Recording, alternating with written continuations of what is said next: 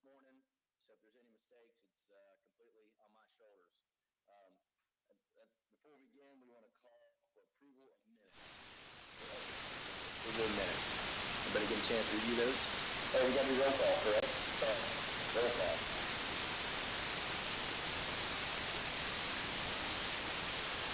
Chair Art Wood. Vice Chair Burris. Here. Board Member Bonnie Paul. Present. Board Member Driggers. Board Member Thurston. Board Member Thurston. Board Member Rodwell. Here. Board Member Jones. Thank you. Is that everybody? Perfect. All right. Now we're going to move on to approval of the minutes for October 28th meeting. Everybody get a chance to look at the minutes. You get a motion to approve? Yes, move for approval. Chair recognizes Ms. Bonnie for motion to approve. Get a second? Second. And a second. Fabulous. Okay. All in favor? Say aye. So we have to do it. Roll call vote. Roll call. Okay. We'll do a roll call vote then. Thank you. Board Member Burris. Yes. Board Member Carr.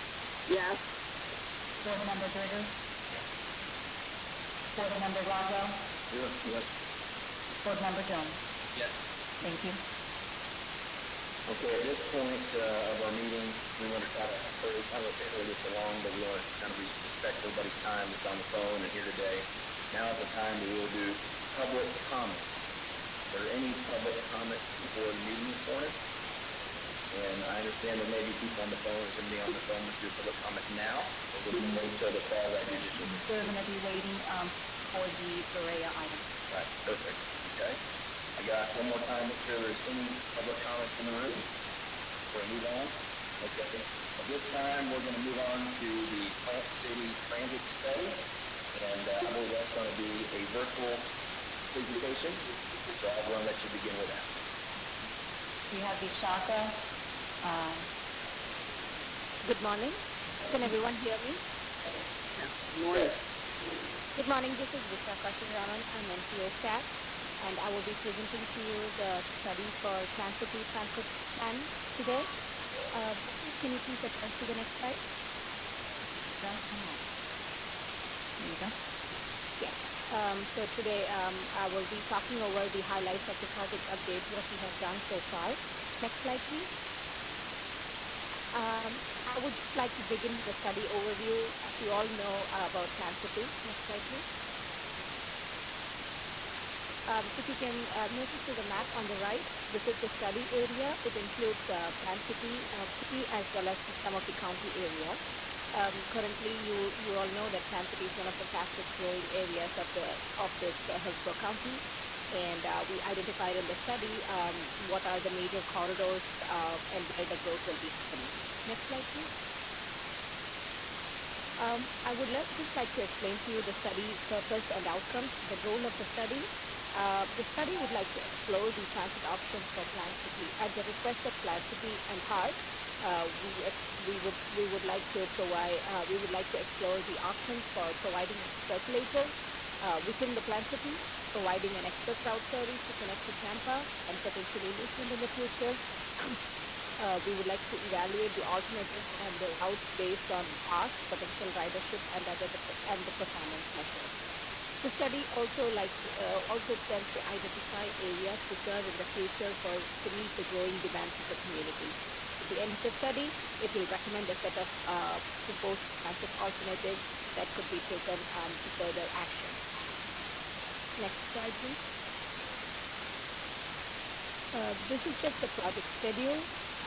If you remember, I had come to the board back in Jan-Feb with this study. We started with the data collection. The study was started in January, and where we are in October-November time frame, where we have a final draft study report, and I will be presenting to the Plan City Commission, PARS, and the NPO committees and the board. Next slide, please. Next slide, please. To understand what existed before and what worked well, we explored the previous service that existed in Plant City. Just to give you, I know you all know, but just to give you an update that there were two separate connections at two separate points of time. One was the Strawberry connector, which was a local connector which operated 4 routes within downtown Tampa from 2001 to 2005 and operated by Plant City till 2008. Peak annual ridership was around 2006-7, where it saw almost 48,000 people. The other service that existed in San City was called the 28X County Express, which you can see on the map on the right. It is a service that ran off Senator Sasa Highway and connected to downtown Plant City, and it ran from 2010 to 17. This service was also saw a peak ridership around 2012 at the mid-year, and towards 2017, when Hart was doing their comprehensive operational analysis, they had to scale back on the service due to low ridership and budget cuts. Next slide, please. Next slide, please. In looking at the travel patterns, the study team analyzed the commute patterns for the zero-car households. We noticed that if you can see on the map on the right, the core area is where the zero-car households are the number of, the map shows that the lighter the color is, the lesser the percent of households with zero cars. And if you notice that towards the downtown core, there are more people with zero cars, and these would be the people which most benefit from transit. 18% of the residents travel less than 10 minutes to work, and 1.5% of the households in Plant City have no vehicles, and almost 84% of the workers drive alone currently. So these are the people which would need transit the most. And we also compared this to the communities of concern map. That is a map developed by Hillsborough MPO to identify people who either fall into minority income or transportation disadvantage, or one of those disadvantaged categories who would also most likely benefit by transit. And this map coincided with the other map. Next slide, please. You all know that currently only Sunshine Line is the only service that provides service in Plant City, and the map on the right shows the local destinations and the origins for some of the trips. We got information from Sunshine Line. Most of the trips are towards the medical centers, the hospitals, the doctor appointments, grocery shopping, and other services, and people need a ride to go there. But to qualify for Sunshine Line, you need to be on that. They need to have fall under the special category. Next slide, please. One of the main focus of the study was to gather public outreach. So as part of this outreach options, I'm going to go over the next slides and explain to you what we did. Next slide, please. There were three kinds of meetings as part of the study. The first focus group, we met back in Plant City City Hall in Feb 2020, which was the initial meeting to identify the people who would form a stakeholder focus group, and then we asked them what would be the potential challenges for having a new service, and we also identified the areas of future growth and the existing conditions. The second focus group meeting, unfortunately, we had to do as a virtual format because of the COVID-19 situation. And then it was the midpoint of the study where we presented the alternatives to the topic and the focus group through a virtual meeting. And following the meeting, we distributed a survey to the stakeholders to identify what they consider as the most preferred alternative. During the later part of the study, we had another public virtual open house meeting, which was, if you can, the picture on the right side shows a virtual open house workshop, which was set up as a website, and there were different tabs for the people to understand the different alternatives and give their feedback on that. This was distributed through Plant City, Heart, NPO, and through their social media. The workshop was live for 3 weeks, and we collected a survey to understand what the community knows. So this is the main part of the study, the argumentative analysis. Next slide, please.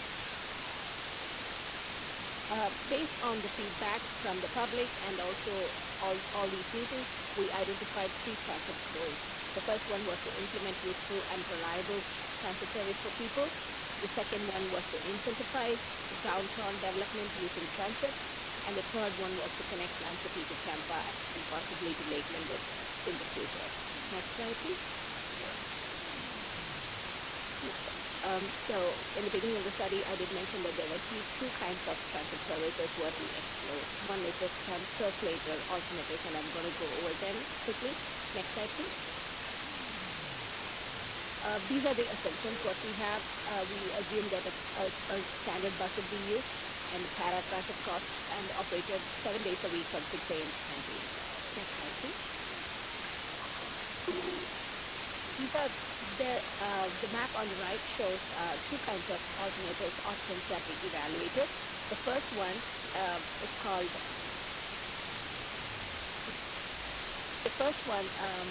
option A is the one which connects Strawberry Festival ground through downtown, and then it comes all the way south to Walmart, takes a jog there and goes back to downtown. It is a circulator. It is operated by one bus which operates once in every 60 minutes. The second option, there are 2 parts of the option. One was the one which connected to the west side of downtown, and one was which connected from north-south of the downtown. And this option is very similar to the first one, except that it operates with 2 buses and it connects to some extra routes.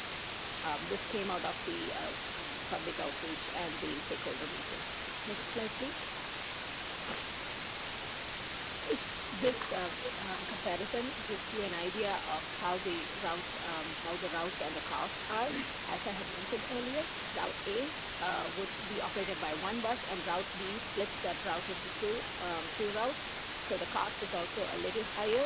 The frequency would, however, be lesser for the second route because it operates every 60 minutes as 30 minutes as compared to the 60 minutes for the first option.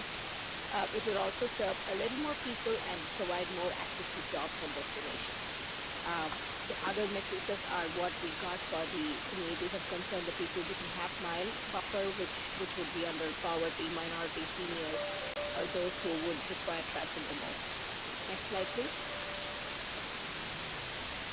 Apart from these 2 options, we also analyzed an option which was an on-demand service. For this service, we used a downtowner service provided by HARS, which runs in downtown Tampa, and we used the same area to explore this. Currently, if you look at the statistics of downtowner, it's approximately $1.6 million to operate annually for 6 vehicles. This is provided by a fund, which is 50/50 match from HARS and a grant.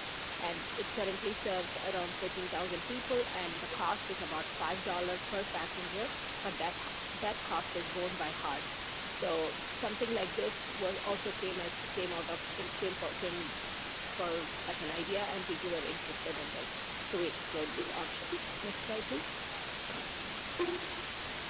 The other set of transit service was the limited stop alternatives that we evaluated. Next slide, please. Again, the assumptions are very similar to the previous one. It is $600K for capital car. It operates Monday to Friday from 6 a.m. to 8 p.m. and Saturday, Sunday from 8 to 10 a.m. to 8 p.m. Please remember that these are all planning level cost estimates, and further analysis would have to be required for the actual route planning, which would have to be done by HARS for detailed costs. Next slide, please. This is the map. I know it's a little complicated, but this is the map which shows almost all the 4 options, all the 5 options in one layer. The blue line is the route for the 8X was operating previously, and it is the exact same route to connect from Mississauga which goes to Interstate I-75 to the Selman connector to downtown Tampa. The second option is the Route 38, the second option is a Tampa to Plant City via I-4, which is shown, which operates from a point, a transit hub in downtown Plant City, and then connects via I-4 to downtown Tampa. Similarly, there is another option that we evaluated, which is the route MLK, which operates from Tampa to Plant City via MLK, and it connects to downtown. The fourth option was Tampa to Mango via via Mango Road. The fifth option is actually a proposed extension for the Route 38, which currently operates. If you can notice that the thicker line in purple shows where the route currently operates till, and then from there it would connect to MLK to Tampa to Plant City. So that would be a proposal which is a shorter distance and then which can operate, which can add to the existing service. So these are the 4-5 options that we analyzed as part of the analysis. Next slide, please. This is the comparison matrix which shows how each service would operate and what are the costs and distances. As I mentioned earlier, the Route 28X is the previous service. Almost all of the issues noted that they are to be similar to the distance traveled. Each one would require 2 buses. One would start from Tampa and the other one would start from Plant City. And the frequency is roughly varies between 45 to 60 minutes. The cost varies from about 900K to roughly 1.2 million. And the jobs are, some of the routes serve more jobs and destinations, while some of the routes serve lesser, but it helps to serve more people with the communities of concern, and even though it might serve only lesser people, it provides access to people who are minority and transit disadvantaged. Next slide, please. Apart from all this, I did mention that the route for Tampa and Lakeland was very popular. So in this map, it shows that the other option would be to connect from downtown Plant City to to Lakeland via making a stop at the Amazon Distribution Center, which is right on County Line Road, Polk County. So this service would also require further analysis, and which can connect to the same hub as in the downtown Tampa, and the hub in downtown Lakeland is where the connection operates currently. So next slide, please. These are the costs for it, because since it's just a smaller route, shorter route, the cost will be lesser, but it can connect to circulator, limited stop options, and it can also connect to citrus connection. So this cost will give an idea about how it will be to connect from Lakeland to Tampa in the future. Next slide, please. As part of the study, as I mentioned earlier, we did have two surveys, and from the surveys, they mentioned lesson learned. There was a lot of support for transit in Plant City, which would give our opportunities for jobs, tourism, and employment. At the same time, providing reliable service and coverage was a challenge. We need to fix the public perception about transit. We need the support from the authorities and the jurisdictions, and there needs to be a lot of coordination for providing a new service. Even though all the commuters drove to work, majority saw that transit was their desired option, and they preferred having a transit plaza, which had facilities and which had shorter waiting times and more frequency. It was also there was a question to capture what people felt about the transit land use and density, and it was noticed that the current development pattern could support transit, but Plant City needs more density to support frequent service and serve more people, which is a policy decision at that level. People gave the feedback that the more frequent trips was to shopping along Redmond Plaza and the Walmart, and they needed trips for medical appointments and areas around the hospital and to work. For express routes, downtown Tampa was the first preferred location, followed by Tampa International Airport, Brandon, and Joseph. So these were some of the lessons learned. We are in the process of finalizing the draft report. And it is actually, I have a draft version on the website, if anybody wants to take a look at it. With that being said, this is all I have for you to present. Next slide, please. If you have any comments or questions, you can direct them to me and I will get them back to you. Thank you so much. Thank you so much, Bashika. Does any board members have any questions or comments about that study? Yeah. I saw one question. I saw that slide it said that in Plant City, only 1.5% of homeowners don't have vehicles. Did I read that correctly?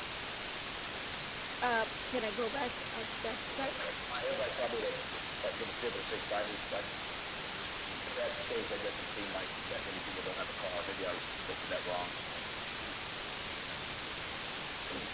It was 20 or One of the first, yeah, it was one of the three earlier slides.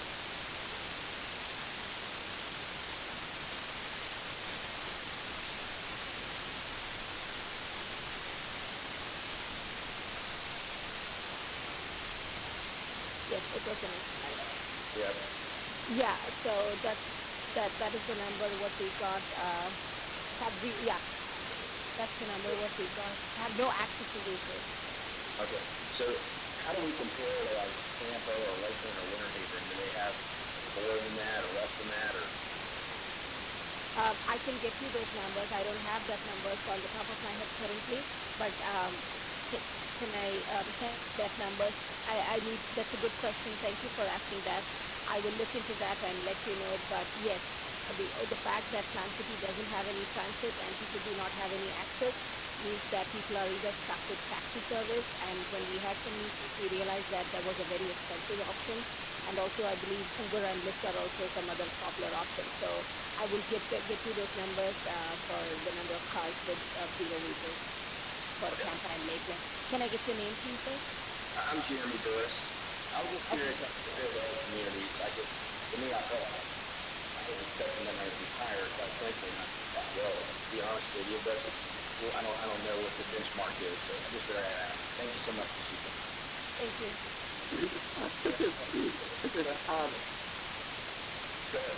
Bonnie, direct Sure. that line. Okay, sure, thank you. Yeah, I had a similar question to Jerry, and I wondered if it's because, there is no transportation, there's, people don't have cars. I was a little interested in, like, it seemed like there was an emphasis to Walmart. And is that the feedback, or is that kind of a general interest in Anthony? So some of these destinations were specifically mentioned from the stakeholders and from the community, because when we had the first meeting, we just laid a plain map in front of them to identify where the people would travel. We did get some feedback, and the questions were split accordingly as where they reside, where they work, and where they go to shop. So Walmart seemed like the Redmond Parkway, I think that's the one which people said that seems like a viable option for making as a transit hub and almost at the end point of where the city ends. So that looks like a viable option for a transit stop, or if you would want to call it as a loop around. So that's how it came as one of the destinations. And on the west side, it was Strawberry Connectors. Although there are some developments coming towards the northeast side and the northeast corridor, those are in the future. So as of now, when we evaluated the current living patterns and the current residential and the economic growth locations, these are the locations that were identified. And that's where the hospitals, we looked at the major employers, and some of those were also some of the destinations that people needed to go to work and hospital visits. So that's how Okay. it is. Okay. And I guess back to that 1.5%, do you have an area that seems to be kind of predominant or focus area for the no cars? Yes, I do have it in the map also. I don't know if you noticed that. The colors, I mean the map, the areas are highlighted in the darker colors. If you can go back to the map. Oh, okay. Yeah, I can remember it. You don't have to go back. Okay, so that's the darker blue The area. darker are the ones where there are more people with zero cars. And what we noticed that I did mention that, but I didn't have that in this map. But there is also another map we had which we compared for the minority population, which is income level, seniority, classification criteria of all those type characteristics, Hispanic or one of those racial income level characteristics. And we noticed that a similar pattern was also observed in the same areas based on the community systems and needs. So that means that these are the people who we had the public meeting, I did speak to some of the citizens who called me and who couldn't fill the survey. So I do have some personal connection with the residents that I spoke to, and they shared their views in the meeting. The draft report is actually ready for a first look. We just got it over the weekend, so I have it uploaded in the website, and that has more details of the people's perceptions, and everything is in appendix, and then the date report is also there. If you would like to see, I will share the link at the end of the meeting, and then you can use that to view the report. Okay. Mr. Chair, I'm not sure if someone else is waiting. I do have two more questions if someone else wants to ask. I was just interested in the funding. Right now, you're just looking at funding from the city and the county, or is there another source of funding in this? That is a very good question. Thank you, Ms. Mark. The funding was something which has to be taken at the next level. So we analyze only the cost, but currently Plan City does not fund into the tax base, but that is an option if they can fund into the Hood County tax base. That would be one of the funding criteria. At the beginning of the study, we did have the also transportation tax, which gave HART more money, and that's how the idea of adding more service came to us. But with the current situation, that is not a probable option. So the other option would be for some kind of a grant or plan to put into the tax base.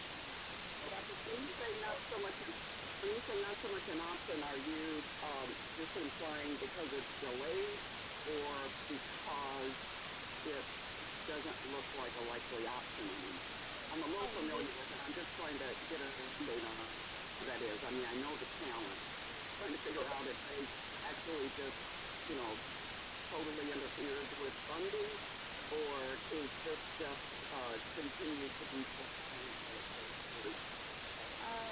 whatever. I am probably not at, I do not know those details, or I'm not capable of answering that question, but the Alpha Transportation Tax is been revoked, so that is out of the funding currently.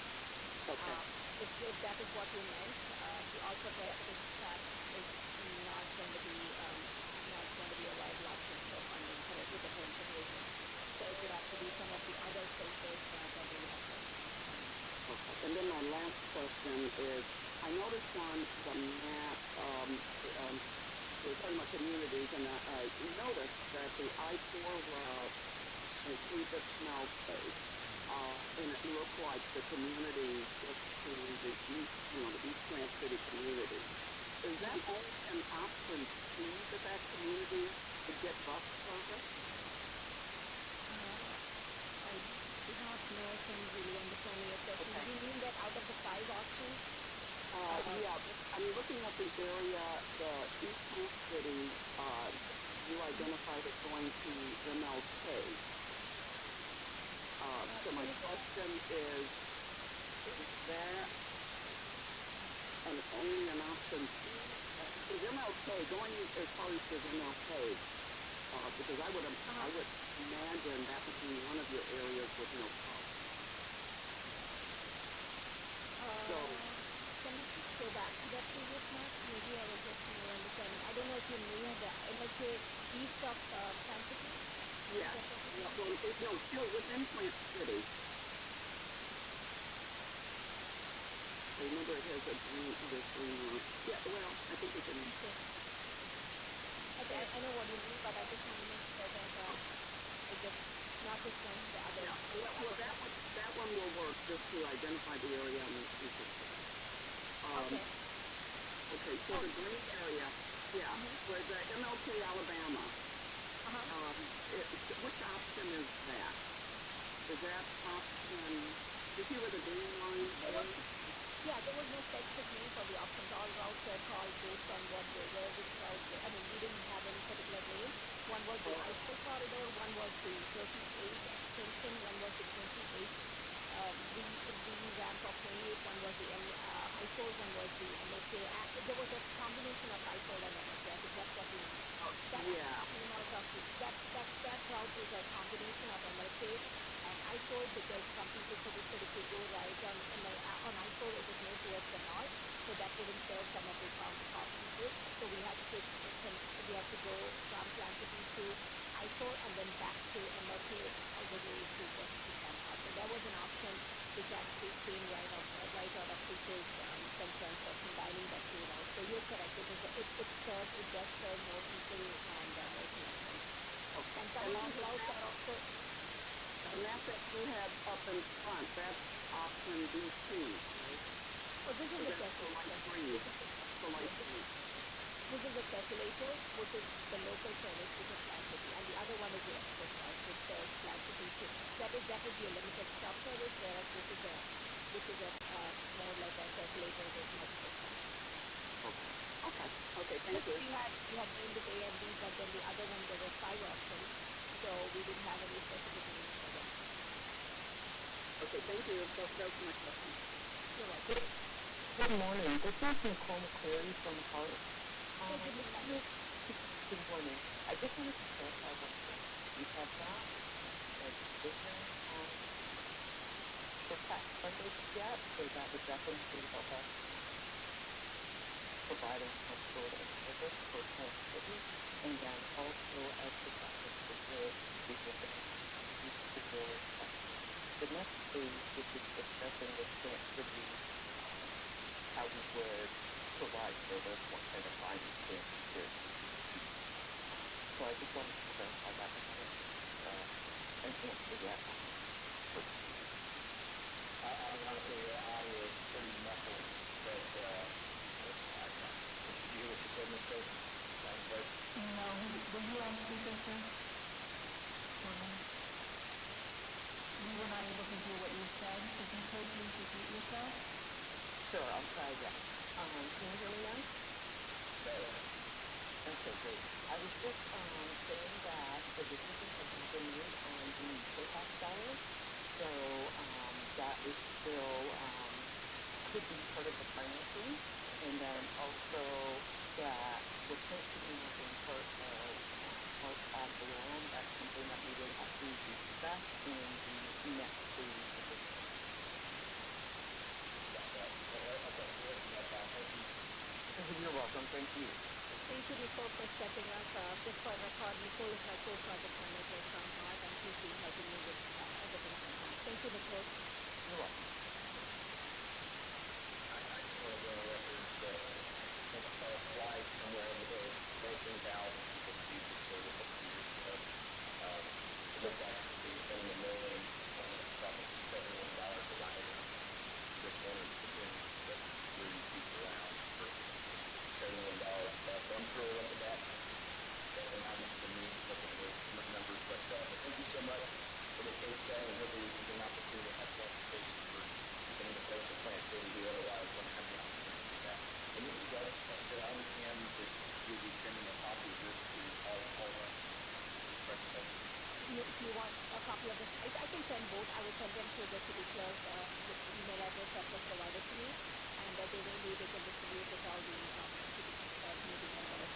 I will send a copy of the presentation as well as the transportation, which I would just again give the disclaimer that we just received it as of Monday, so I will have it for you for its first look and then bring it for edit if any requirement. I can see on this on the last time.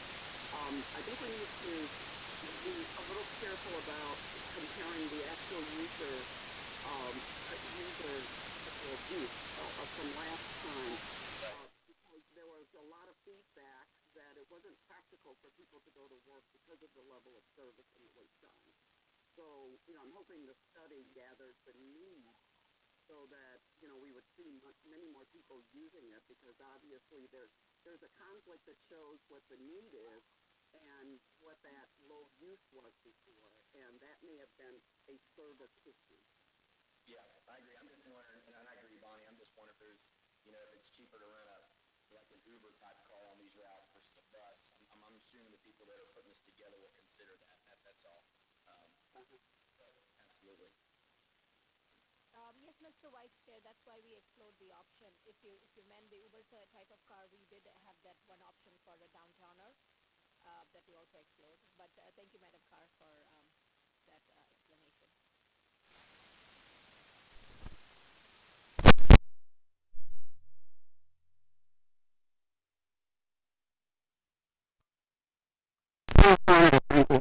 Thank you. And we'll get much. Okay. Okay. Thank you. Bye-bye. No other comments. Thank you so much, Bashika, for your hard work and all the people at Heart for putting this together for us today. Now we're going to move forward to a quasi judicial hearing. Before we start, Madam Clerk, will you please swear in anybody who wants to speak? So if anybody would like to speak, either with the city staff or planning on speaking on behalf of anything today, please stand up so Madam Clerk can swear you in. Do you swear or affirm that the testimony you are about to give will be the truth, the whole truth, and nothing but the truth? Thank you. Okay. All right. Now, I guess, Bonnie, will you be first? Or excuse me, would you be first for this? Perfect. Thank you so much. Now we're going to talk about Planning Board 2020-10, the Viera PD modification.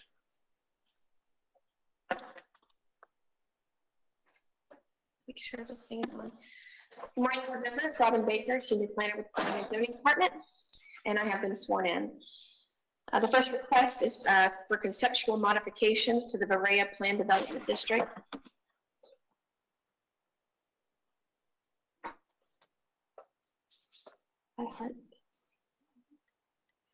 There we go. So the request number is PB 2020-10. The site is located at the southwest corner of Charlie Taylor Road and Knights Griffin Road. It's a very large piece of property. It's a little over 1,000 acres and stretches south all the way past Midway Road, almost to Frontage Road. Future land use is residential 4, mixed use residential commercial, and natural preservation. Now, I'm going to walk you through the changes to the site plan today. I'm going to leave it to the applicant to explain what they're doing and give you all of that information. I'm just going to walk you through the actual changes to the site plan. The project was originally approved in 2008, was amended in 2011, again in 2015. And the project is currently approved for 2,640 residential units, 345,000 square feet of commercial, retail, and civic uses, and 50,000 square feet of office uses. So before we talk about what they changed, I'll say what they did not change are the request for entitlements. They have not requested to increase any of these entitlements, so whether or not this project gets approved, they will still be approved for these entitlements. So the first change to the development is the change to the development pattern. Now this is the most important change to the request. Today the plan development is approved under a TND model, which is traditional neighborhood development. We have set forth policies in our code that govern these TND projects, and they basically have 10 principles that they have to adhere to. I won't tell you what all of them are, but the projects are required to be compact and walkable, have a hierarchy of streets. They have to have a variety of housing choices, a diverse mix of activities, as well as transportation options. But the biggest thing about the TND development is that they are required to do a grid pattern street, which brings the houses, the retail developments, everything up to the street and requires access behind the buildings. So you have access through alleys, parking lots behind the building. So it really brings the buildings up to the sidewalk. So you've got that uninterrupted pedestrian atmosphere. So the applicant is requesting to move away from the TND development to our standard plan development for the projects that are over 350 acres. There are certain incentives when they provide 40% open space with 10% being usable open space, which they are providing. The second modification is to modify the layout of the PD. Originally, under the TND development, they had large park areas that were incorporated into the roadways. So since they're moving away from the TND development, they have modified kind of the layout of the roadways and the location of parks and that kind of thing to adhere to the change that they're making. They've also added on the first page of the plan, the obvious access points along Midway. Before, you could look at the plan and see where those access points were going to be. where the obvious access points were, but now they've actually added those arrows there for you to see where those access points along Midway will be. There's a minimum lot width. The request for the minimum lot width is for 40 feet wide. Under the TND development, there is no real regulation on the lot width. It's just the form of the lot that it regulates. So under the TND development, they could have done something smaller, but under this request, they are asking for the smallest lot to be 40 feet wide. And they have gone a step further and agreed to limit those 40-foot wide lots to only 30% of the requested single-family lots. Now, I will point out that the 582 units that will be limited for 40 feet wide are based on all of the single-family lots, including the attached. So that number that they based the 30% on, it includes townhouses, it includes villas, which are already allowed to be smaller than 40 feet. So just putting that out there. They have made a commitment to 50% open space, with at least 10% being usable open space in order to achieve 5-foot side yard setbacks throughout the development. The regulation in the code allows them to request this on 50% of the gross acreage. And so obviously, since 50% of the gross acreage is going to be open space, they will be allowed to reduce the setbacks on all of the units. The next modification is to the detail, or to the mixed-use village 1 boundary. So they currently have a future use amendment in to expand that area. Now, as we mentioned before, they're not increasing the entitlements. They're just increasing the area so that those can be relocated in different places. So they have amended the site plan to show that area, the expanded area, should that get approved, the comprehensive plan amendment. The next modification is to the development pod detail. They've actually reduced the detail quite a bit. Before, we could see those different pods and see how many gross acres, net acres, dwelling units per acre, and how many dwelling units were in those pods. They've now removed that information just to give a little bit more flexibility in the project, to let the market sort of demand where things go and where they will be developed. They have added a potential school site to the site plan. This site is required by the school board to provide a school site. So now they've shown that potential site on the plan. And then there's a caveat on the plan that basically says that the school board, if they decide not to use this site, that then the site would then go to other entitlements that are allowed in that area. It won't increase the entitlements, but they'll just be able to put something else in the school site if the school board decides not to take it. What's an example of another entitlement beside a school? Well, in the mixed use area 1, they're allowed to do retail. Okay. Yeah, everything. Thank you. The next modification is that in working with staff, the applicant did propose specific architectural standards that they would adhere to for every house, for every recreational building, for every commercial building. They've committed to at least 3 architectural features for every building. Some of those include stonework, brickwork, lap siding, shutters, wood trim, gabled dormers, contracts and column base and shaft, decorative features like cornice details. So basically, they've given us a list of items that will help staff be able to track if they're actually providing these things or not when they submit building permits. So they are specifically adhering to at least 3 of those architectural features on every single home.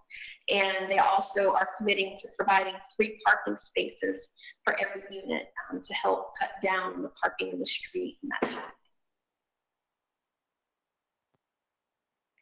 So these are just some of the architectural, I guess, examples of the architectural features that they've provided. Just wanted to give you a glimpse. I'm sure they'll share more with you of exactly what they're planning to do. Some of the homes shown here this is a mix of lots. The ones on the left are 40-foot wide lots. Those are what some of the product will look like. The houses in the middle are 50-foot wide lots, and then the houses to the right are the ones proposed or that could be on the 60-foot wide lots. The graphic to the upper right is basically just a rendering of what the grand entrance would be like. And then the upper left is a picture of what they proposed for the entrance sign for a brand. And that will show you more graphics as kind of the theme throughout the whole development. Again, these are just pictures showing up close what some of those features could look like.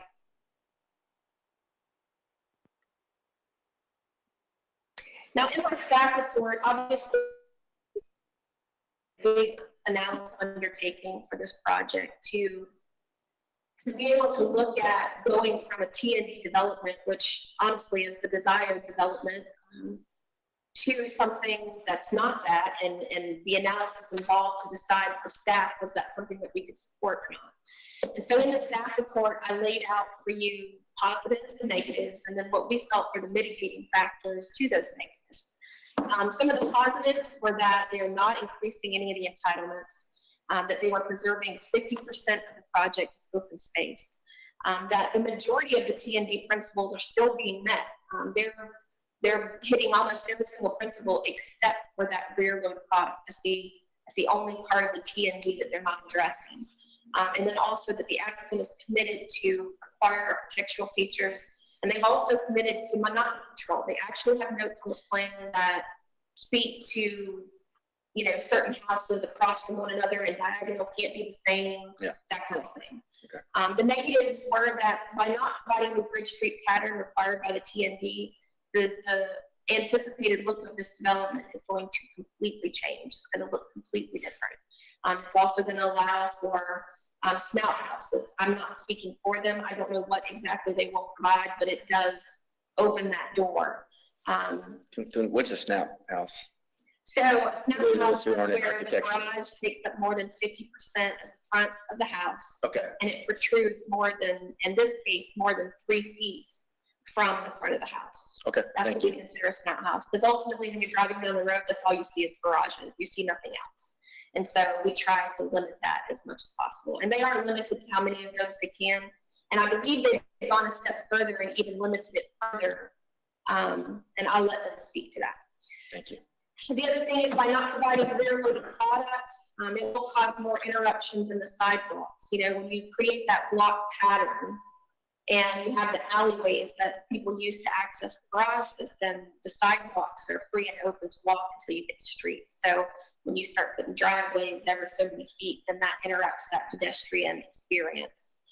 And then 30% lot width restriction was not only based on the single family detached lots. Staff thought that that was a negative aspect, but staff didn't feel that the proposed number of 45 lots was too much. And I will say that part of that mitigating factor for that negative was that we do have a preliminary plat in the house for the south portion of the site. And I will say that the entire south portion of the site, the number of 40s that they're proposing, is far below 30%. So, you know, these are just maximum numbers that they're proposing. It doesn't mean that they'll achieve that. And then some of the mitigating factors for those negatives is that they did provide specific notes and standards that will require a measure of the T&D principles. They've limited the number of 40-foot wide lots to 582 units.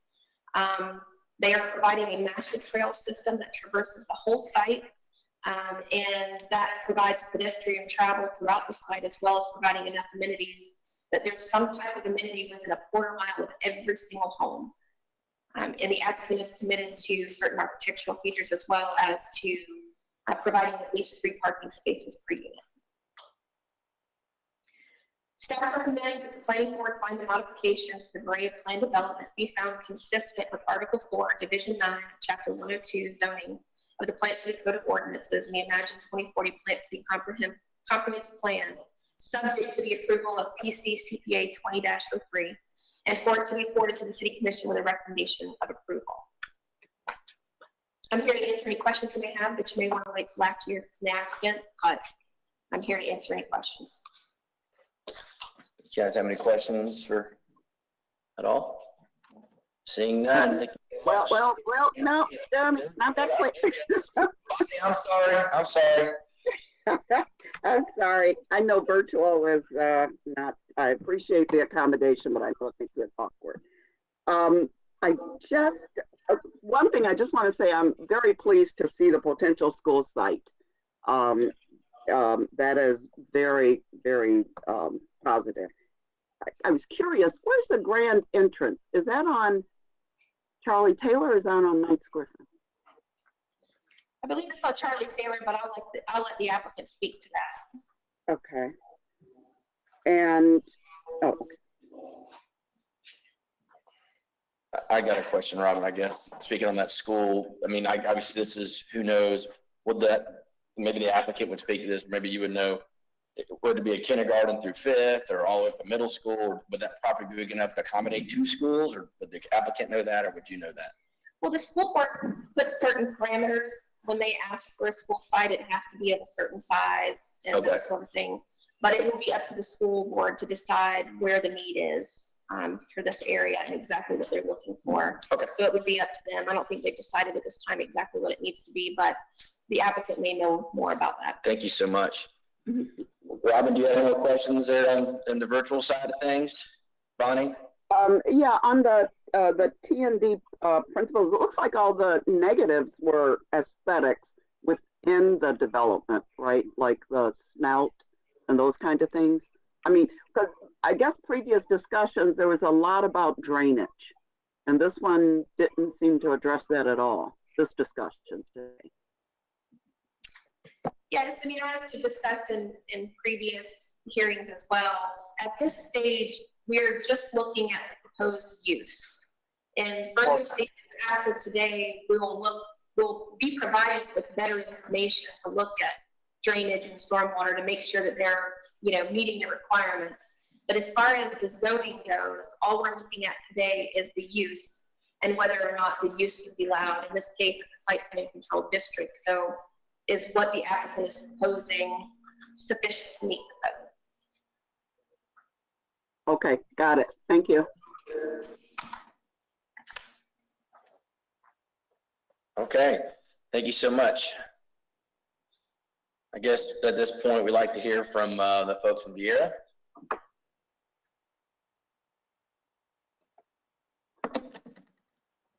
Please state your name and address, please. Gardner, 400 North Castle Drive, Tampa, Florida. And Mr. Burris, thanks first and foremost for your accommodation on allowing us some additional time. Absolutely. We've got a lot to unpack, including what a snout house is and the school site. I know that came up preliminarily. The initial discussions with the school board have been for an elementary school, but that will be subject to their determination in the future. Yes, sir. And I'm, again, Stuart Gardner here on behalf of D.R. Horton. With me today, we have Brian Mihalik and J.J. Snyder. D.R. Horton, if you have questions, they'd be happy to answer any. And then we have our intrepid leader, Diane Chadwick of Stantec. She's going to unpack a lot of these items and give you a lot of illustrations to really help make this development come to life. And we're excited to be presenting this PD amendment to you today. This is the evolution of a PD, taking it from concept to reality and applying good planning principles along the way. And we've done this with extensive work with Plant City zoning staff, legal team, D.R. Horton, Stantec, and a lot of input from the neighborhood as well. And as Robin mentioned, this is not a new PD. It was originally approved in 2008 and was subsequently modified in 2011 and 2015. Again, to make it clear, 2 things. One, we're not increasing the acreage, staying the same, 1,008 acres. Additionally, perhaps more importantly, we're not seeking any additional entitlements or any additional intensification of the site. Instead, as I said before, this is simply to take it from concept to reality. From a legal standpoint, we appreciate having the support of staff as well as the support of the Planning Commission. And we acknowledge that it is our responsibility to deliver development of the highest quality to Plant City. We've taken this responsibility seriously, and our team can assure you that your staff has held us to this standard. Before turning this presentation over to Diane, I just wanted to close by saying that the staff report really tells the story of this application. In summary, we're still meeting 9 out of the 10 T&D standards provided in your code. There was a concern that by not abiding by the 10th, the development would be of a lesser quality. To assure you of our commitment to the highest quality and to mitigate against those concerns, we've worked closely with staff to come up with obligations that are on the site plan that will be held to, that assure the quality of this development and reflects that Plant City's unique hometown charm will be reflected in this development. And with that, I'll hand this over to Diane. We stand ready to answer any questions you may have. Thank you so much.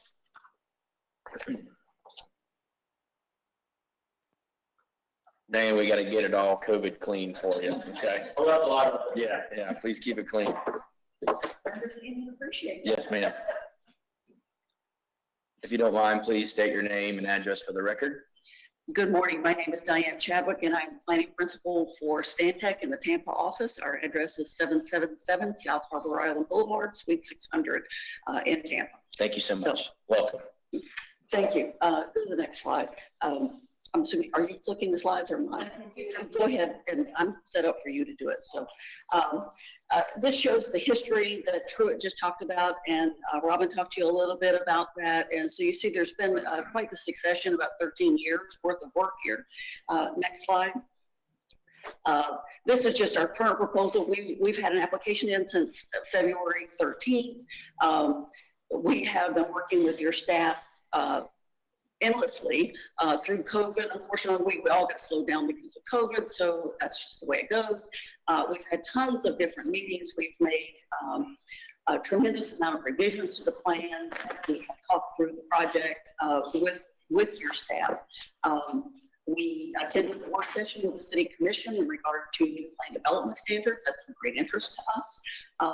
And we also had a voluntary neighborhood meeting on September 17th. I think there was about 50 people there. It was very, very well attended. So we really appreciated your efforts there. I want to go ahead and answer one question in regard to the school site. Your question about what the school site could be used for if it was not school. The stipulation specifically says it can be used for residential. That would be for residential, not commercial. Yes, ma'am. Okay. So, and that's a 15-acre site. And the school board has right now programmed that as an elementary school. We've had some minor discussions about whether or not it should be a K-8, but the 15 acres isn't really large enough to cover a K-8 facility. So, but that will be an ongoing discussion with the school board as we go. But I wanted to make sure you were aware that it could only go to residential should it not be the school site. Thank you. So next slide. This is the plan from 2011. I just have you take note of the coloring, the orange, and the road pattern. This is where the original approval of the 2,640 units and the 395,000 square feet of non-residential was originally approved. Next slide. This is from 2015. Again, we retain the same entitlements there, but if you see the bright green, there's no mouse here, so roadways, that's where the linear park was actually put inside two one-way pairs of street. So the linear park was actually going to be within the right-of-way, within these two one-way pairs. Now go to the next slide. This is the plan as we proposed today. You'll see it's still the same. All the coloring is pretty much the same. You have the same north-south spine road and the loop roads coming around. The main difference here is that we have taken that linear park outside of the right-of-way and put it adjacent to the right-of-way, and there's reasons for that we'll talk about in a little bit. Next slide. This is our very colorful little graphic. We did bring a bigger version of it here. We realize this is very difficult for the residents who are here to actually see up on the screen. So we did bring those and they're in the packet that we provided to you.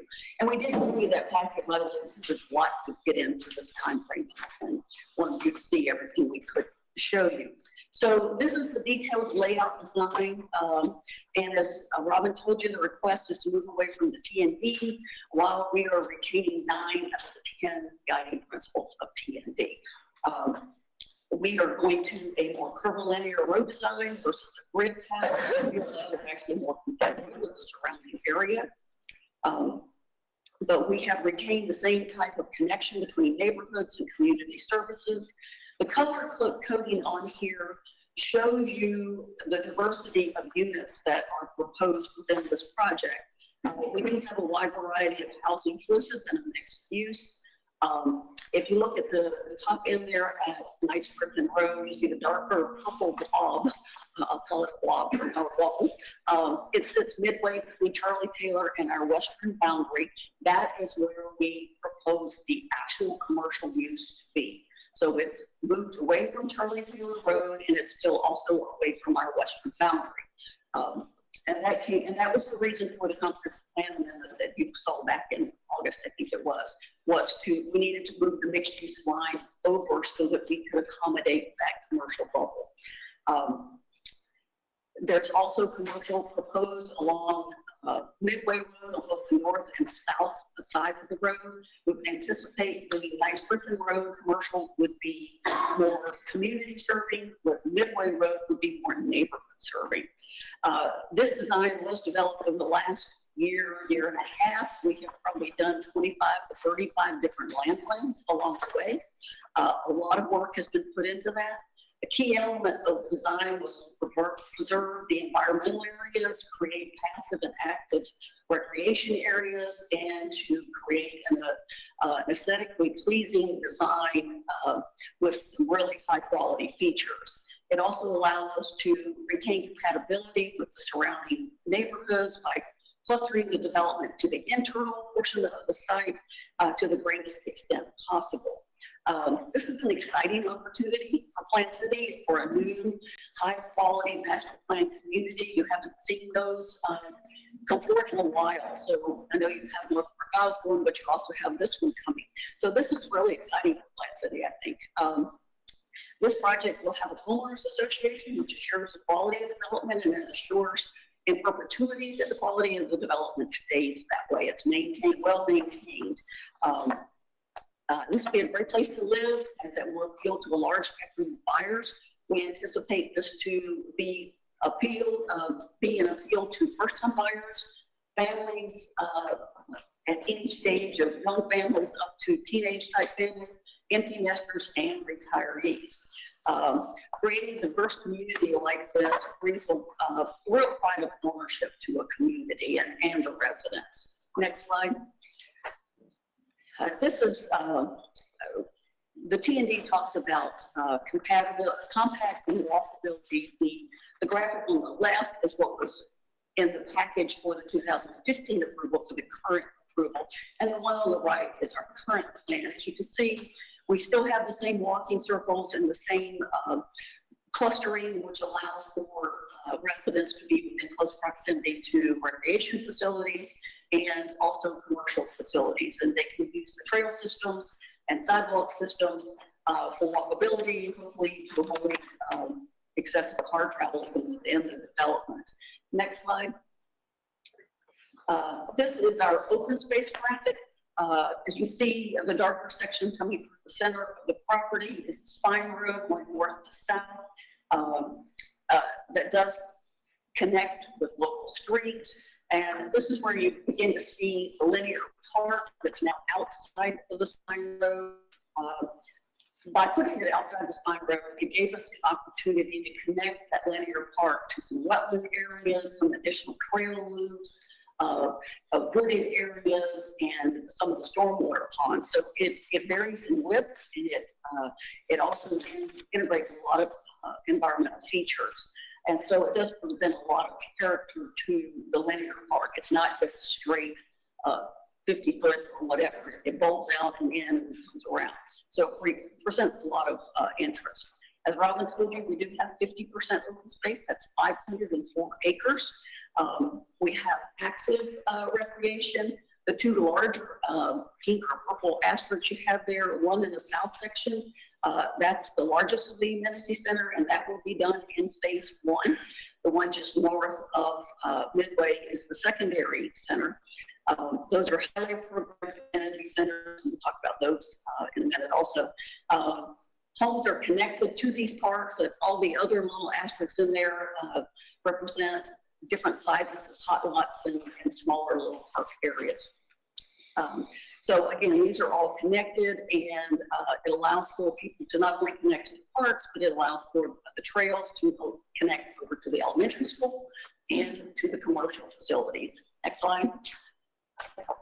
This is our first phase one amenity center. Again, it will be south of Midway Road. I think someone asked where the main entrances would be. This is right off of the first main entrance, which will be on Charlie Taylor Road. Phase 1 will be south of Midway. And as Robin told you, we've already submitted a preliminary plat that covers the entire area south of Midway Road. So we're moving right along with that. So this facility has an event lawn that can be used, it's flexible for the types of things that it could be used for. Up in the northern corner there is where you see it's just a big green area. That's an event lawn. So, and in addition to that, we have the playgrounds, we have a very large pool facility, a very large clubhouse, and additional parking to serve that clubhouse. And the phase 2 amenity center would be similar, but again, up north of Midway Road. Next slide. This is just a blow up of the plan. It kind of helps you see where that commercial area is. I would just say a new master plan community provides a great opportunity to avoid piecemeal development. We have 1,000 acres. This could have been divided up into any number of smaller subdivision tracts. When you do that, you lose a lot of value. So when you develop it as a master plan community, you avoid that piecemeal development. You're able to preserve much more open space and create master stormwater systems that helps with the overall drainage situation across the area. And it also allows you the ability to provide a school site and all these additional parks and the other community serving uses that a smaller subdivision can't provide. The design does propose a unified theme of architectural features. We have a commitment to enhance design standards and a commitment to a diverse mix of activities throughout the development. Next slide. The city has been really successful in bringing the employment to your area. So new housing is needed for employees to live in Plant City. I've heard that from Jake Lawson specifically. He said, boy, we champion the idea of some new housing coming to Plant City. It really is something that we can promote with the economic development. So it'll fill a critical market need in providing a variety of housing options and a variety of housing costs. There's widespread here because we have so many different units. There's a widespread housing cost also. And this will further the city's long-term vision of the Northeast Master Plan. And very importantly, this project will be extending water and sewer to this area. We're extending 1.4 mile water and sewer lines. That is to the tune of $2.7 million that the developer themselves will be paying. Next slide. We talked about specific design standards. So we have agreed to a diversity of housing choices. We'll have villas, townhomes, and multifamily. We'll have single-family detached lots, and those are in 3 different widths. We have a range of floor plans and square footages that would fit on this property. The code does allow that 25% of single-family detached homes to be snout houses. We are committing to a 15% cap. We don't feel like we're even going to need that. The R has gone a long way towards redesigning their units for this Plant City model to avoid the snout house. But we've agreed to a lower cap on that just to waylay any concerns there. We did make a commitment to staggered front yard setbacks and streets that aren't curvilinear. So if it's a straight road, the houses must be staggered in how they're set back. They can't all be on the same setback line. And we are providing street trees. And we know that there's been a lot of discussion about 40-foot wide lots. We have agreed that those lots must be dispersed throughout the project. They cannot be accumulated all in one area.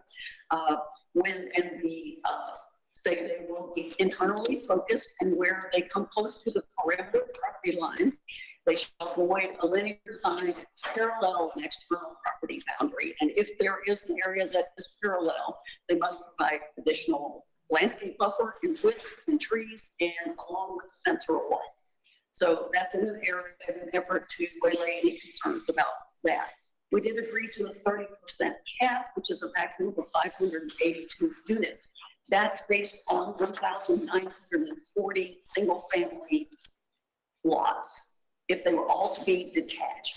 But that number actually includes, as I believe Robin said, townhomes and villas. So we have agreed to a sliding scale that our 30% will be on single-family detached lots, however many are actually constructed. So assuming we're going to be far less than 1,940 units, that 30% number is going to go down where it would be less than 582.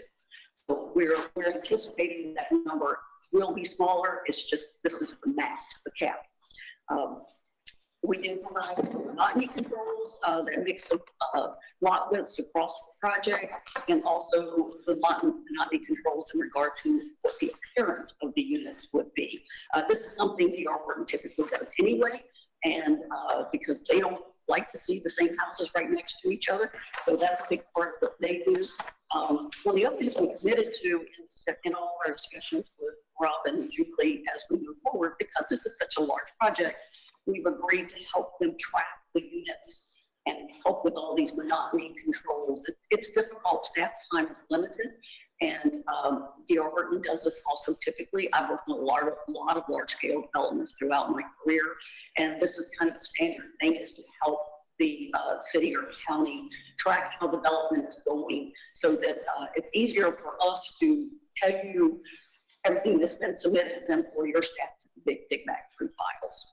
So next, we are providing a unified theme for the development. This is, we've committed to a variety of architectural features on all the structures. Those, just as examples, brick, stonework, wood trims, and lap siding, some decorative features such as shutters, decorative eaves, transom windows. There's a very long list on this plan.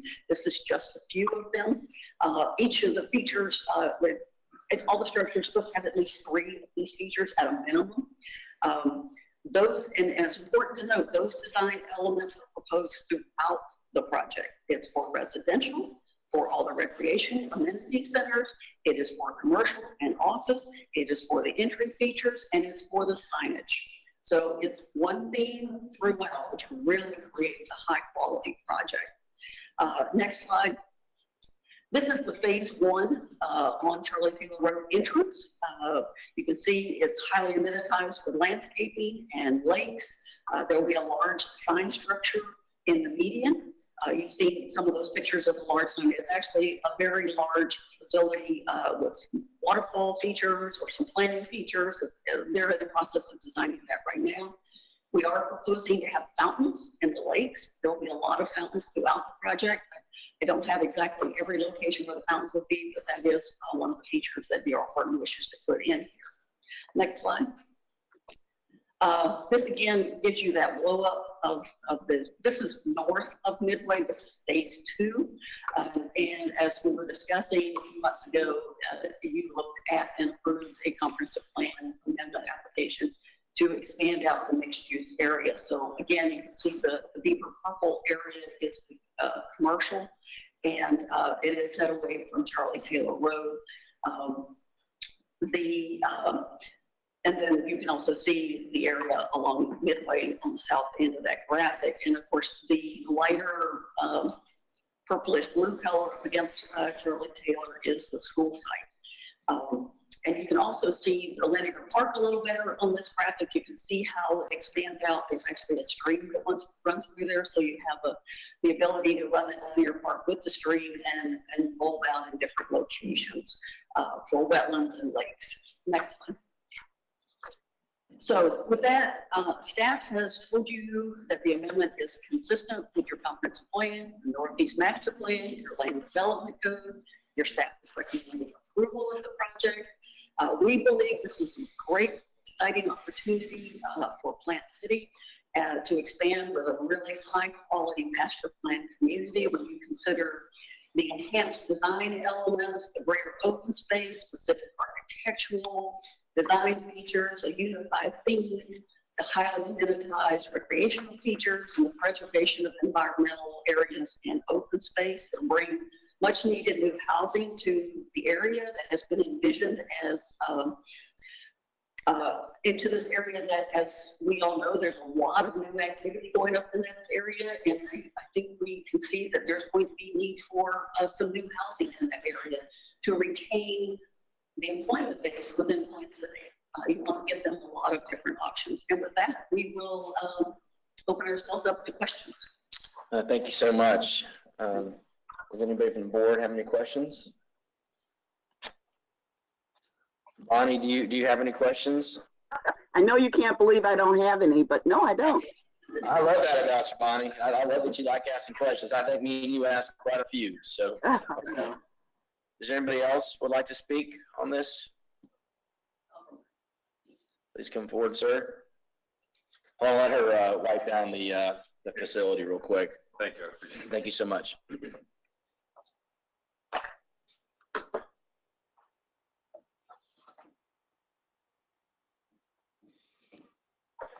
You've been sworn in. I have. If you don't mind, state your name and address for the record, please. I will. Good morning, Mr. Chairman, members of the board, ladies and gentlemen. My name is Edward Fleming, F-L-E-M-I-N-G. I live at 500 Knights Run Avenue in Tampa. I am an executive vice president at Walton Global Holdings. So we are the current owners of the property. I represent the owners and the management of the property, which we have under contract, of course, to D.R. Horton. Thank you again for giving me a few minutes this morning to make a few comments. I first want to say thanks to the staff who has done a great job and been very patient with us, with Horton, with Stantec, with our consultants. As you know, not only over the past year, but in years prior. Walton and our investors and owners have owned this property since 2013. We have been active off and on in the community. All sorts of things from strawberry festivals to Chamber of Commerce to other events and other opportunities where we can around the community, and we really appreciate that and we thank you for that. A few things that I did want to highlight. The first one is that there have been some concessions that we've made in regards to this property, and clearly it's a two-way street, and we appreciate everything that you're considering today, and we thank the planning staff for their advice and coordination up to this point. The densities haven't changed. We have not requested, nor will we request any increased number of units, increased square footage on the retail or on any of the office space. And I think that's an important thing to highlight. This is going to be a beautiful community. This is going to fit into the structure of the greater Plant City community as well. And I really feel strongly about that. There's been a lot of discussion about a couple of things. 40-foot lots, T&D, not having the alleyway in the back. I think in regards to, kind of the grid and what you would think of in a typical T&D community when you would walk down the street and the front of the house is kind of close to the street. There are advantages to that, but when you look at the back of it, you've got an alleyway in the back, and those alleyways are usually pretty narrow. And regardless of how good the sheriff or the HOA are, people try to start parking in the alleyway, parallel parking in the alleyway. Now you can't get past. You've got entrances to the garage there, so you got to make a wide turn to get into your garage. You've got kind of trash cans out in the back that kind of sometimes have a tendency to block there. I lived in a T&D community one time before. It sounds nice, it looks nice from the front, but it's kind of one of those things that don't look behind the curtain because there are some challenges back there. And so we think we were able to get to a point where, as staff has said, we're meeting 9 of the 10 requirements that you have. And one other thing, it's expensive to maintain because now you're not only maintaining the front street, but you're maintaining the alleyway as well. And it's everything from potholes and repairs. And, there's no snow removal in Plant City, but in other parts of the country, you have that concern. And so I think this is a way to get to a good solution where it works for the community and it also works for the airport. Secondly, in regards to drainage, although Rob did a great job, so that's not necessarily part of this hearing right now, but since we have questions on it, clearly we're going to follow every local, state, federal requirement in regards to wetlands, drainage, all of that. And to say it kind of succinctly, all of the storm water that comes into this property has to be maintained and stay on this property. So if there are some drainage issues in the adjacent area, which I know there are, this will not make that worse. Because if we follow all the state laws, which we will, all of that storm water has to stay on the property and be treated and dispersed within the four boundaries of the property. 50% open space. Think about buying pizza and cutting it in half, and you only eat half, and the other half just sits there. Now, it has a good reason to sit there. Maybe you're going to put it outside, you're going to leave it for the dog, or you know, it'll look nice, but you can't use it. So that's what we are doing here. 50% of the property that we own will not be used for development. It'll be used to protect the environment. It'll be used for aesthetic uses. It'll be used for other things that will make the community better. And we're okay with that. But 50% will stay open space, which is a huge number. As I said, think about the pizza that you buy. You cut it in half and you only eat half. One last thing is traffic. Traffic studies have been done. Clearly, a development like this of 1,000+ acres, 1,008 acres is going to have an impact on traffic. All the studies have been done. And all of the, I think there are 7 either intersection upgrades, turn lanes, be constructed to make the traffic pattern work, are all included as part of this plan. Again, probably beyond the scope of this particular briefing, but that will be worked out at the staff level in the future. And the last thing that I would say is, we've owned this property since 2013, as I said. We've had a lot of folks who have come to us and said that they wanted to develop this property. And they were not willing to put the time and effort and energy into it that DR Horton has. And I don't mean to, you know, eat a bunch of cheese on DR Horton. They can do it themselves. They're a big company. But they are the first builder, developer who has come forward and said, we're willing to take this on. We're willing to work with the community of Plant City. We see an opportunity here. We see a great community and a great submarket of Tampa, and we want to be able to move forward. We have a strategic relationship, and important to have a strategic relationship across the country. We have 26 different pieces of property that we are selling to DR Horton around the country, and that's no mistake. We like the way that we do business. We like their commitment to quality. We like that DR Horton has as a cornerstone of their business to put amenities in on day one. They want the first home buyer to be able to use the pool and the clubhouse just like the 100th, just like the 1,000th. And they have come forward. They've done a lot of work and energy. And they've worked very closely with you. We're very fortunate to be part of the DR Horton team. And they are the only one who has come forward to say, yeah, we want to take this one on.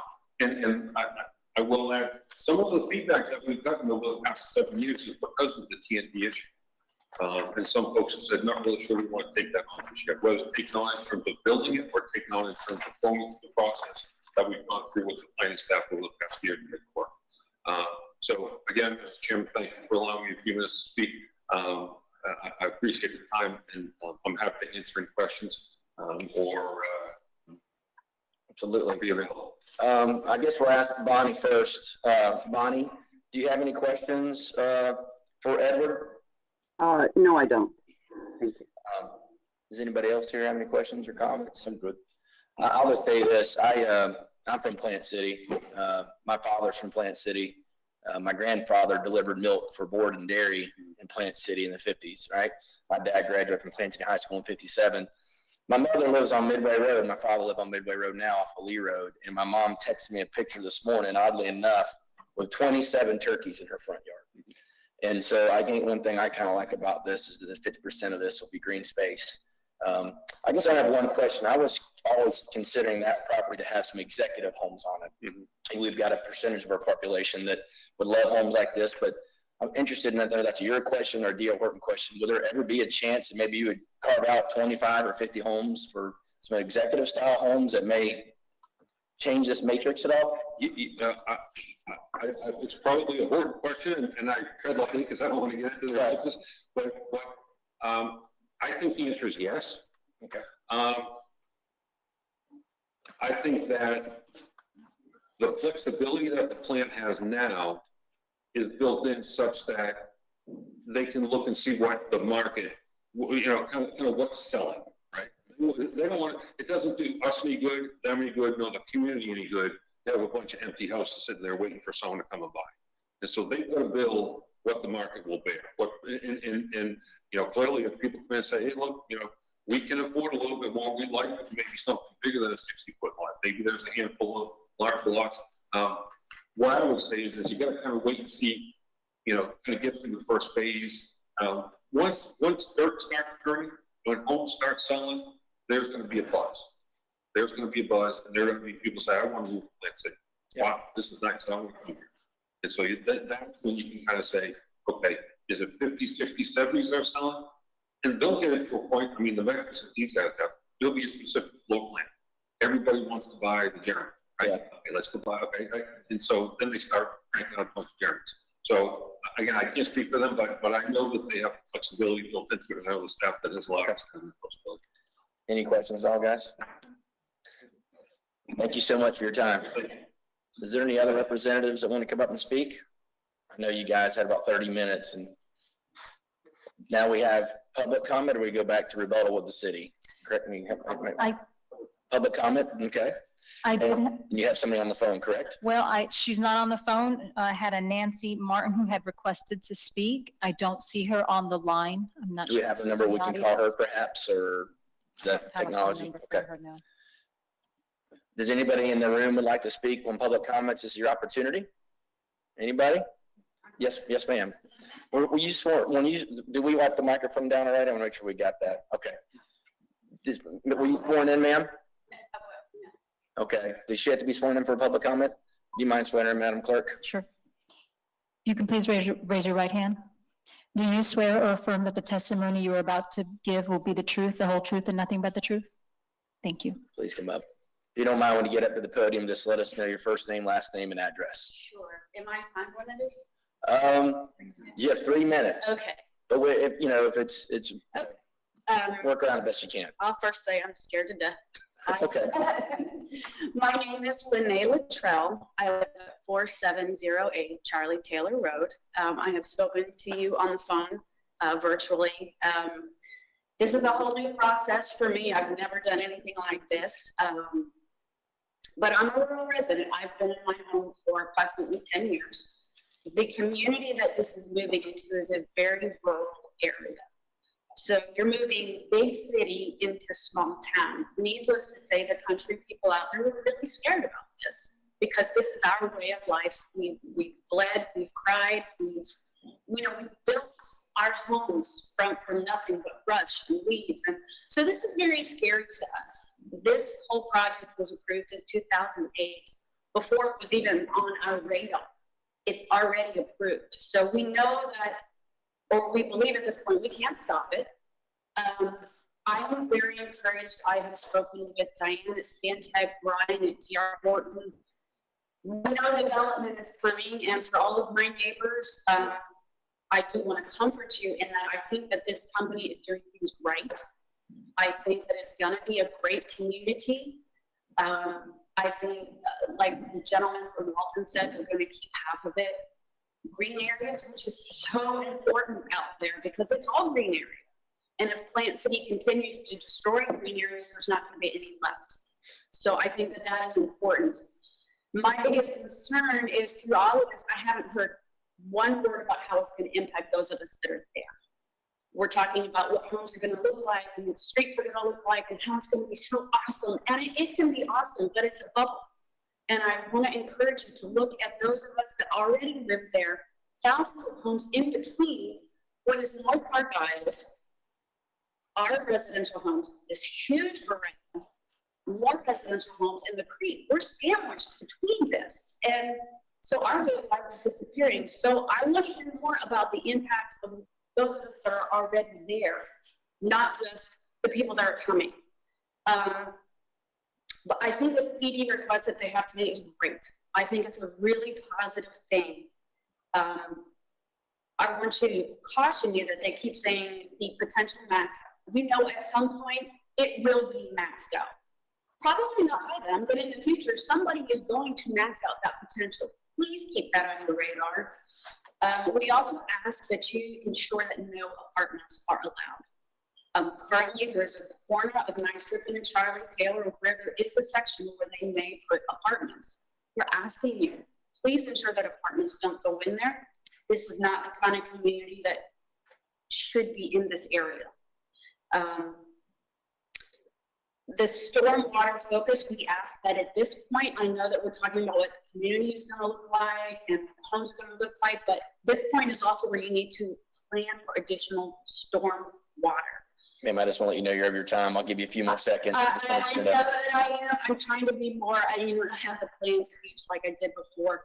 So these are just things that I want to bring to light. The school was within their own community. Now they've moved the school to the outside corner. Why?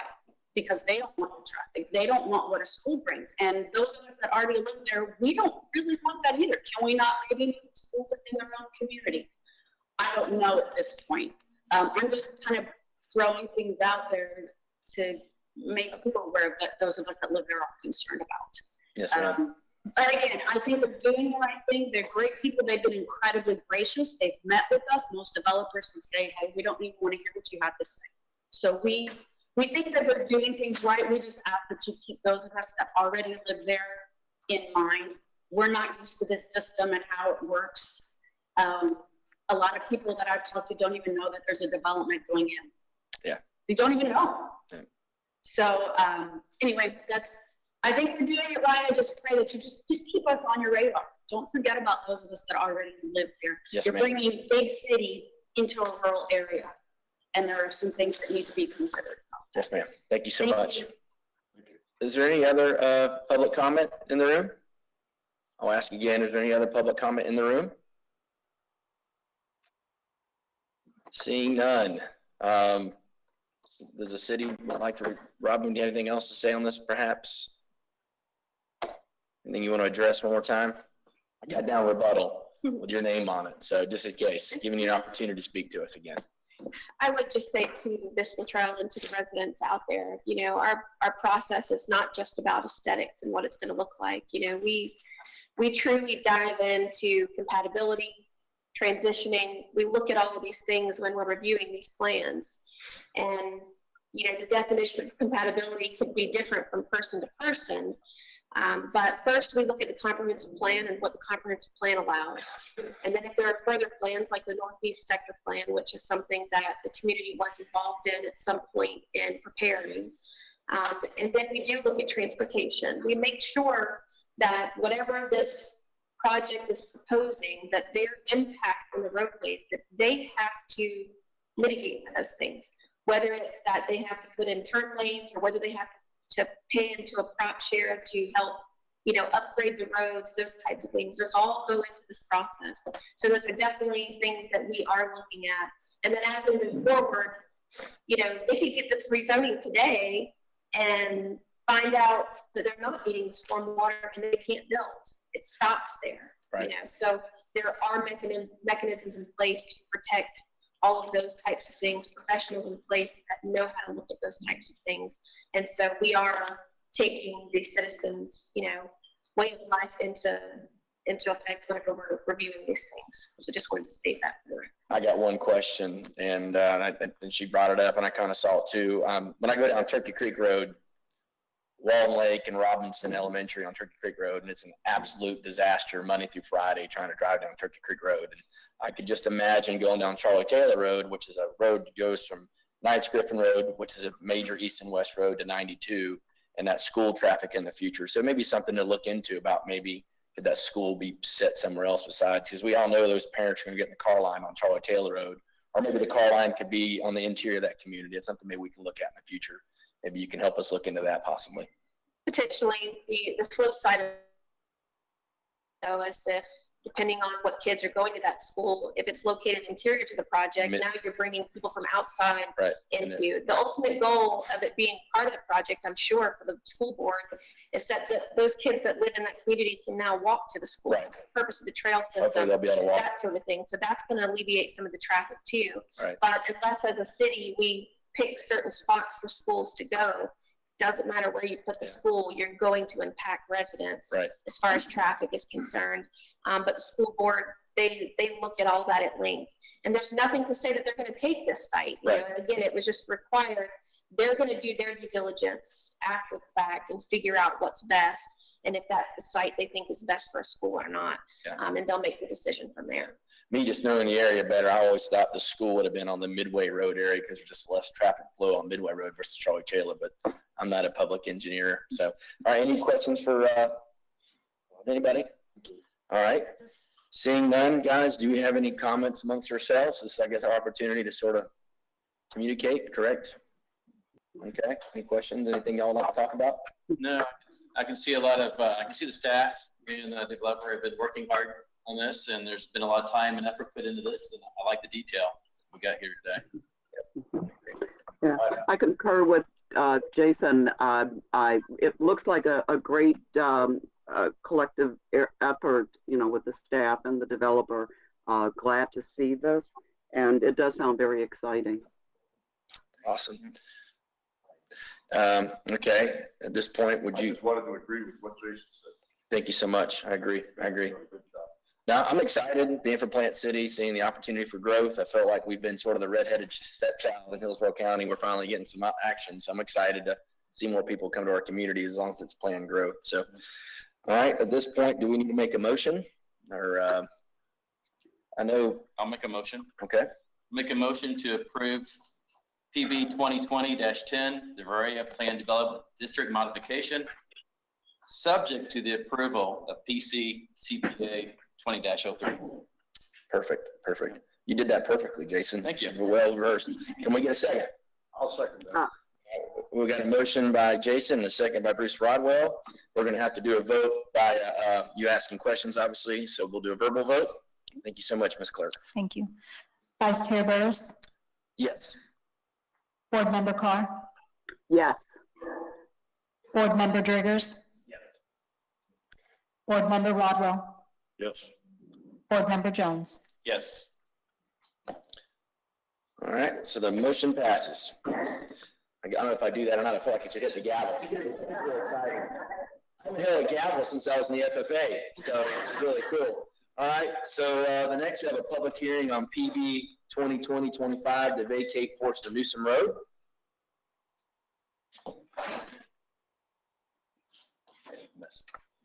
Oh, you did, Jason. That was perfect. Yeah, that was great. Yes, ma'am. Good morning. Good morning. I'm Marlene Haney, planner with the Planning and Zoning Division.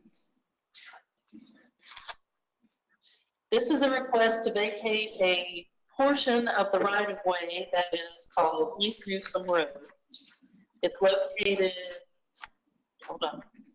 Do you change this? Or, there, okay. It's located directly west of South Wilder Loop, and it lies completely within the North Park Pile development area.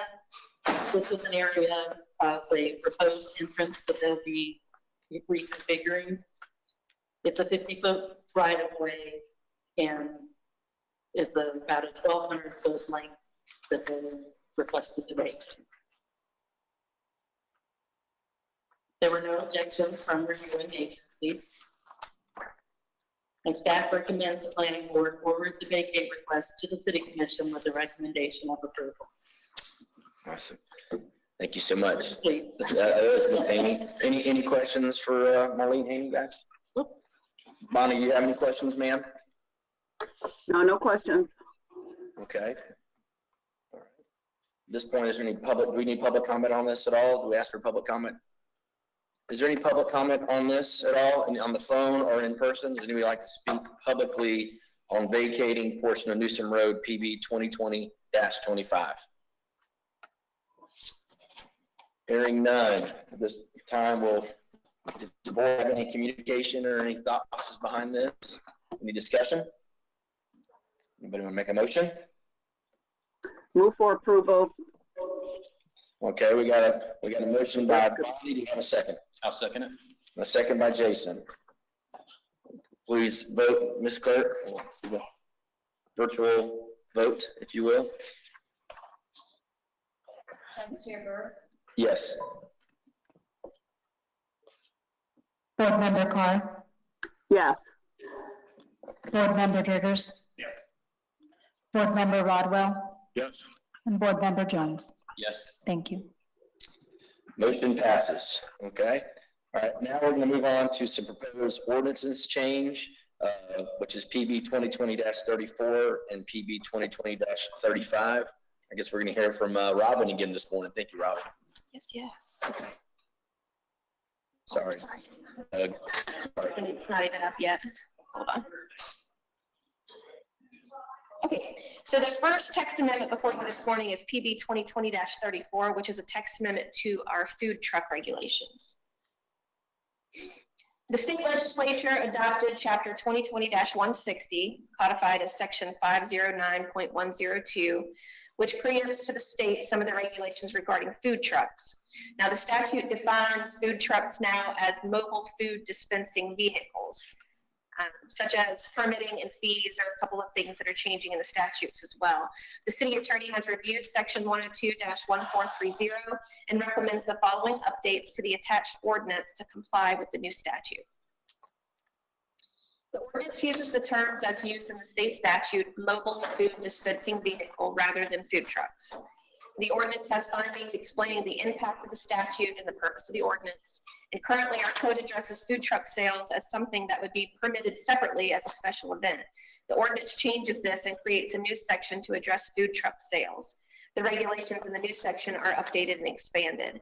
Essentially, currently for food trucks, we require them to pull a special use permit. They also have to pull a business tax license through finance. Okay. And this would eliminate the need for that. They'll have to go through the state to get permission to do what they do, and then they wouldn't have to have anything extra from us to be able to operate. They can just set up anywhere they want to in the city? No, sir. They still have to follow rules. Okay. We still have rules in place that govern the food trucks as to how many days a week they can set up, what zoning locations they can set up in, that kind of thing. Great. We do try to protect certain commercial zoning so Right. that those areas that are more prevalent in restaurants and that kind of thing aren't hurt by food trucks setting up constantly. But Can't put the good food trucks in front of our house. Can't put it in front of Chili's. Gotcha. Okay, all right.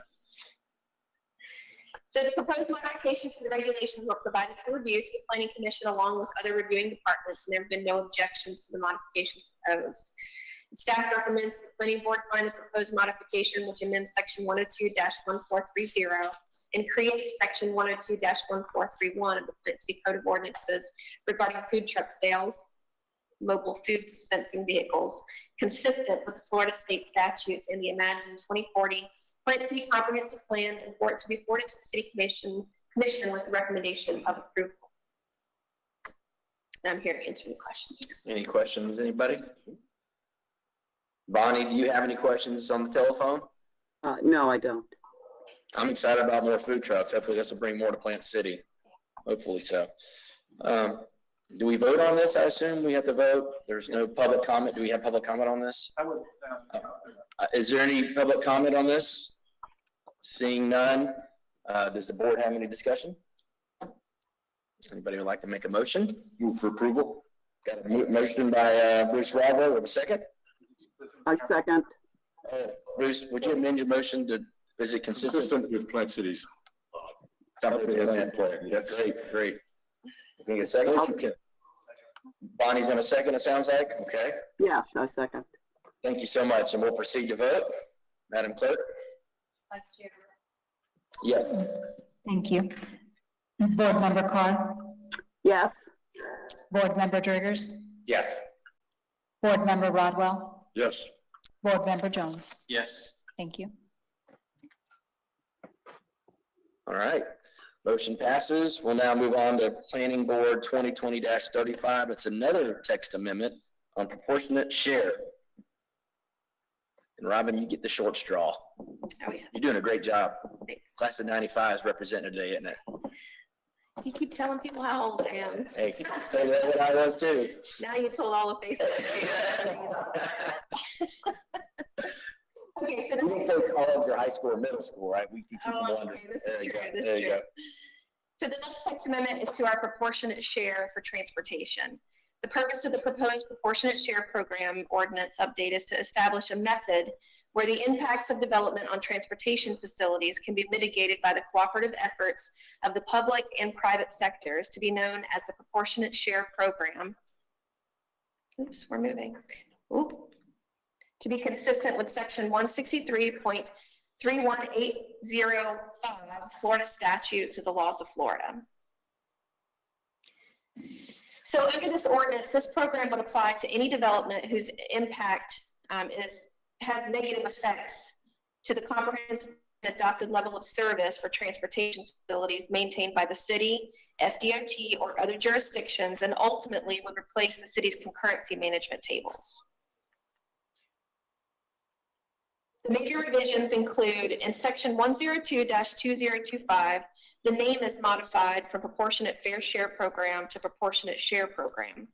In section 102-2027, developments that negatively affect the level of service of roadways shall apply to comprehensive plan adopted level of service benchmark requirements rather than to the city's concurrency management program.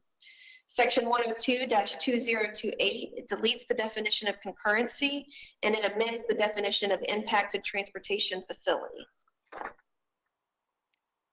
Section 102-2029 is amended to clarify whether transportation mobility would be applicable to the added transportation level of service benchmark requirements in lieu of transportation concurrency. 102-2031 clarifies that applicants notified of a lack of capacity shall be notified of the transportation mobility fee program in addition to the proportionate share program and removes the requirement to submit a concurrency application. And then 102-2032 is amended to determine proportionate share mitigation for transportation impacts rather than concurrency impacts. Now, this is all very technical language just to basically say that they have changed the name of the program. And then currently, essentially, we had one of our outside consultants let us know basically that our code was not in line with what state statutes have been changed to. And so we took a look at that and made sure that we made those changes. Ultimately, this program looks at developments and what, like we talked about a few moments ago, if they negatively affect the level of service of the roadway, which we have established in the comprehensive plan, what that level of service should be, if they make it worse, then they have to do something to mitigate for that. And there's certain cases throughout the years that require a city to establish an essential nexus between the development and what they're asking them to pay. So this program basically sets out those mathematical formulas that help them decide how much of an impact the project is making and how much they have to pay. So we're ultimately just updating our code to match what the state statute says. And so I know it's all very technical. I was just, I don't know if anybody will understand this stuff. Well, you always do a great job of making these more attorney-style sentences more in layman terms. So Jen understood it completely, but none of us else did. So thank you for explaining that to us. So staff recommends that the planning board find the proposed modification, which amends Article 10 of Chapter 102, consistent with the Plant City Code of Ordinances and the Imagine 2040 Plant City Comprehensive Plan, and for it to be forwarded to the City Commission with a recommendation of approval. Thank you so much. Is there any questions for city staff? Is there any questions from the board? No. And is there any public comment on this? Do we have any public comment? I don't see any. Seeing that, it's an empty room for those of us on Facebook today, and there's no phone call comments, correct? Okay. No requests were made. All right. So at this point, we're going to open it up for discussion within our board. Any discussion, board? Nothing. Let's. Is there a motion? Move for approval, find it consistent with the comprehensive plan. All right. Motion by Bonnie. Is there a second? Second. Second by Doug. We'll now proceed to vote. Madam Clerk, please take the vote. Vice Chair Burris, Yes. Board Member Carr, Yes. Board Member Driggers, Yes. Board Member Rodwell, Yes. that a yes or a no? Yes, Okay. yes. I'm sorry. Yes. Board Member Jones? Yes. Thank you. The mask muffled you a little bit. Yeah, man, yeah. Okay, motion passes. All right, we're now going to move on to attendance reports, correct? I don't have the attendance report in front of me. Is that in the, ma'am? Bonnie was absent. Okay, Bonnie, 50 lashes with a wet noodle is what my mom would say back in the day. I was absent the last time? I guess so. That's what it says. Do we have? I thought I was online. It's up, maybe you. It was live. Okay. Anybody want to discuss this or make a motion to excuse Bonnie? How do we proceed on this? I want to make sure I get Please excuse me. All right, we got a motion by Doug to excuse Bonnie, and it is Thanksgiving holiday season, so we love her. Okay. We got a second by Jason. We'll definitely second. All right, so we're going to excuse her absence, and we vote on this, correct? Thanks, right. Jason. Sorry, Bonnie, we love you. All right, go ahead. Okay, love you back. Yeah. Vice Chair Burris? Yes. Board Member Carr? Yes. Yeah, why not? Yes, you can excuse yourself. Why not? The city attorney's shaking his head, yes, it's okay. Board Member Driggers? Yes. Board Member Rodwell? Yes. Board Member Jones? Yes. All right, that motion passes. And that will adjourn our meeting. Thank you so much for everybody. Jerry, great job. Did it.